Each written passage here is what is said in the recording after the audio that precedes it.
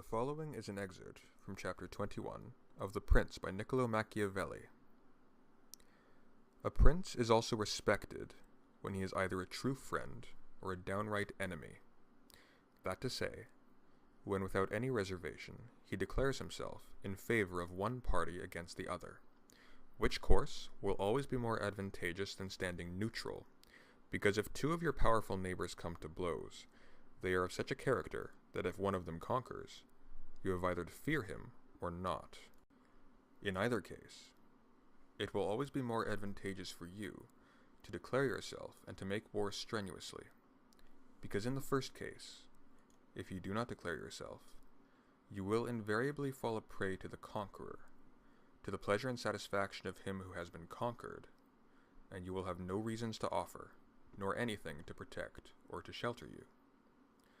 Because he who conquers does not want doubtful friends who will not aid him in the time of trial, and he who loses will not harbor you because you did not willingly, sword in hand, court his fate. Antiochus went into Greece, being sent for by the Aetolians to drive out the Romans. He sent envoys to the Achaeans, who were friends of the Romans, exhorting them to remain neutral. And on the other hand, the Romans urged them to take up arms. This question came to be discussed in the council of the Achaeans, where the legate of Antiochus urged them to stand neutral. To this, the Roman legate answered, begin quote, "As for that which has been said, that it is better and more advantageous for your state not to interfere in our war, nothing can be more erroneous, because by not interfering, you will be left, without favour or consideration, the guerdon of the conqueror." End quote. Thus, it will always happen that he who is not your friend will demand your neutrality, whilst he who is your friend will entreat you to declare yourself with arms. And irresolute princes, to avoid present dangers, generally follow the neutral path, and are generally ruined. But when a prince declares himself gallantly in favor of one side, if the party with whom he allies himself conquers, although the victor may be powerful, and may have him at his mercy, yet he is indebted to him, and there is established a bond of amity, and men are never so shameless as to become a monument of ingratitude by oppressing you.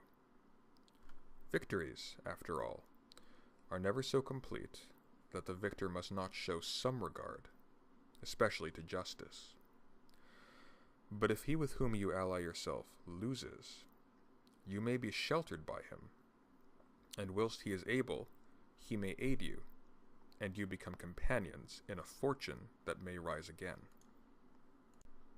In the second case, when those who fight are of such a character that you have no anxiety as to who may conquer, so much the more is it greater prudence to be allied, because you assist at the destruction of one by the aid of another who, if he had been wise, would have saved him, and conquering, as it is impossible that he should not with your assistance, he remains at your discretion. And here it is to be noted that a prince ought to take care never to make an alliance with one more powerful than himself, for the purpose of attacking others unless necessity compels him, as is said above, because if he conquers, you are at his discretion, and princes ought to avoid as much as possible being at the discretion of anyone. The Venetians joined with France against the Duke of Milan, and this alliance, which caused their ruin, could have been avoided. But when it cannot be avoided, as happened to the Florentines when the Pope in Spain sent armies to attack Lombardy, then in such a case, for the above reasons, the prince ought to favour one of the parties. Never let any government imagine that it can choose perfectly safe courses. Rather let it expect to have to take very doubtful ones, because it is found in ordinary affairs that one never seeks to avoid one trouble without running into another. But prudence consists in knowing how to distinguish the character of troubles, and for choice to take the lesser evil.